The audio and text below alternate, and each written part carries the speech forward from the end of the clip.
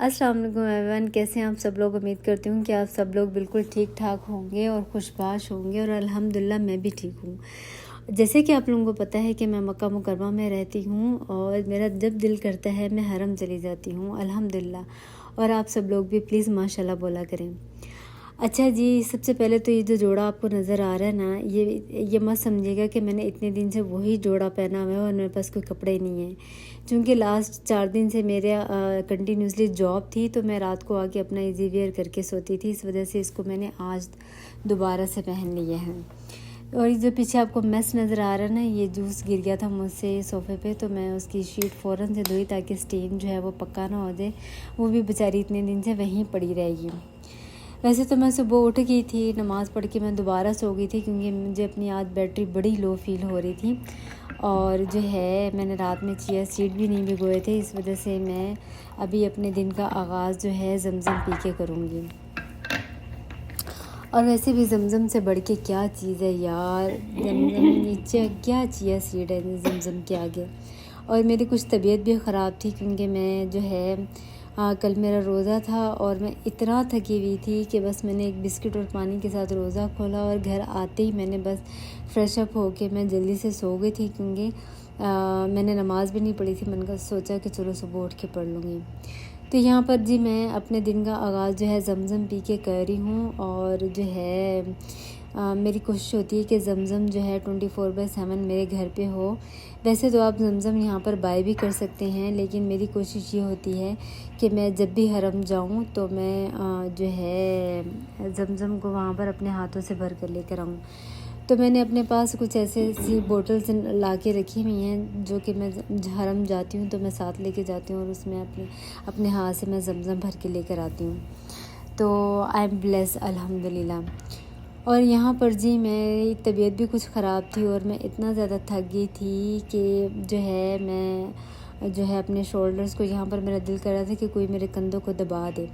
लेकिन जब हम अकेले रहते हैं तो इन चीज़ों से डील करना आना चाहिए हमें, कोई बात नहीं, शेर बनते हैं, नाजुक नहीं बनते। तो यहाँ पर जी मैं अपने आप को खुद थोड़ा सा मैं रिलैक्स करने की कोशिश कर रही थी। और जो है वैसे हमें कुछ स्ट्रेचिंग एक्सरसाइज भी करनी चाहिए जो कि मैं कभी कभी करती हूँ, but I am not a regular, जबकि रेगुलर होना चाहिए। छुट्टी वाले दिन चूँकि मैं पराठे का नाश्ता करना प्रेफर करती हूँ, तो इसलिए मैंने अल्हम्दुलिल्लाह आटा गूँधा हुआ था। मैंने अपने पेड़े बनाए हैं और जो है नाश्ते की शुरुआत करते हैं।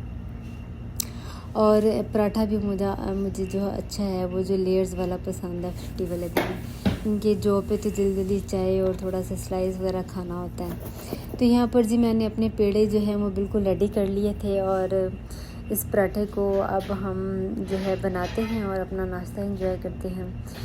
मुझे आज ना अपने बचपन की एक चीज़ बड़ी याद आ गई कि हम 2 बहनें और 2 भाई हैं और जो है हम बहन भाई जो हैं वो डिवाइड हुए हुए थे।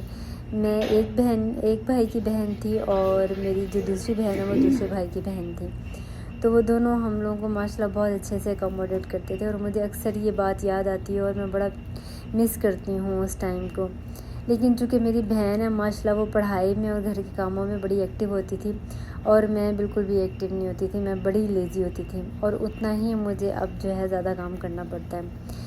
तो मेरे भाई अक्सर उसको कहते होते थे कि ये आगे सो जाती है कॉलेज यूनिवर्सिटी और इस तरह से, और तुम जो है कॉलेज यूनिवर्सिटी से आगे भी काम करती हो, मम्मी के किचन में भी मदद करती हो, घर के दूसरे कामों को भी देखती हो। तो इस तरह ना उनकी कोशिश होती थी कि हम दोनों की लड़ाई हो, लेकिन ऐसा कभी पॉसिबल नहीं होता था। हम उन दोनों को कहती होती थी कि ठीक है, तुम लोग जितना मर्ज़ी भी कर लो, इस चीज़ में तुम लोग कभी भी कामयाब नहीं हो सकते। तो बस यार ये बचपन की बातें जो है ना, ये यादें रह जाती हैं और अक्सर औक़ात ऐसा दिल करता है कि ज़िंदगी दोबारा से बचपन में चली जाए, हम वो छोटे 2-2.5 साल के बच्चे बन जाएं जिनको चीज़ों का नहीं पता होता था, मासूम होते थे वो। तो चलें जी, क्या कर सकते हैं, वक्त गुज़रता है और ज़िंदगी है, गुज़रनी तो है। तो यहाँ पर जी मैंने अपने जो है पराठे को लेयर्स लगा के, अंदर बटर लगा के मैंने इसकी लेयर्स बनाई थी। इसको मैंने अच्छे से बेल लिया है क्योंकि आपको पता है कि पराठे में अगर खुश्का कम लगा हो तो तभी वो ज़्यादा अच्छा सा बनता है। तो इसको मैं भरपूर बेलने की कोशिश कर रही थी। उसके बावजूद भी मुझे इस तरह से ना हाथों पे लेके इसको थोड़ा सा बड़ा करने की ज़रूरत पड़ जाती है, क्योंकि जो है छुट्टी पे रोटी बनानी होती है तो वो इतनी रेगुलरिटी नहीं रहती रोटी बनाने में।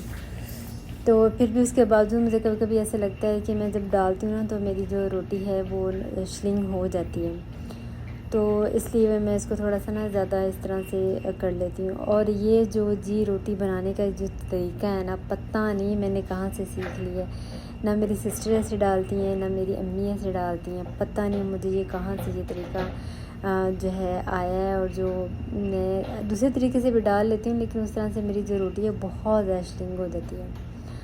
तो उसके बाद जी पराठा डालने के बाद ये देखें जी देसी घी जो कि मेरे घर से आया है, और ये मेरी अम्मी ने कितने प्यार से इस बोतल में कन्वर्ट किया होगा, कितने प्यार से इसको रखा होगा। मेरी पता नहीं क्या क्या बात याद करके उन्होंने क्या क्या सोच के इस बोतल को रेडी किया होगा मेरे लिए। तो जो है आई लव यू अम्मी जी। माँ बाप और बहन भाइयों का जो मोहब्बत है ना, इसका कोई नेमो बदल नहीं है। और आप ब्लेस हैं कि अगर ये रिश्ते आपके पास बग़ैर किसी लालच के हैं, तो मैं अल्हम्दुलिल्लाह इस चीज़ से ब्लेस हूँ। मेरे माँ बाप, मेरे बहन भाई मेरे साथ बहुत मुखलिस हैं, बहुत प्यार करते हैं मेरे साथ, बहुत ख्याल रखते हैं मेरा। तो ये जी बोतल मैंने बाहर निकाल के रखी हुई थी, क्योंकि मैंने फ्रिज में इसको पहले रखा हुआ था ताकि थोड़ा मेल्ट हो जाए, तो मैं इसको अपने ना कंटेनर में कन्वर्ट कर लूँ ताकि मुझे इस्तेमाल करने में आसानी हो जाए। क्योंकि मेरा ना इस कंटेनर के साथ मेरा ये ब्रश है, तो फिर पराठा वगैरह बनाने में या अंडा बनाने के लिए ना, और ये जो आपको ऑयल या घी जो है वो स्प्रेड करने में आसानी हो जाती है। तो ये जी देसी घी, अपनी अम्मी का प्यार भरा, हाथों का मोहब्बत भरा घी जो मैंने अपने पराठे पे लगा लिया था। उसके बाद जी आज चूँकि मुझे भूख भी बहुत ज़ोर से लगी हुई थी, तो मैं ना दूध दही लस्सी बनाने का मैं सोच रही थी। ये बोतल में मैंने फ़्रेश मिल्क जो है मैंने बड़ी बोतल से निकाल के छोटी बोतल में कन्वर्ट कर लिया था, क्योंकि बड़ी बड़ी चीज़ें एक्स्ट्रा चीज़ें पड़ी हों फ्रिज में तो मुझे बड़ा मैस लगता है।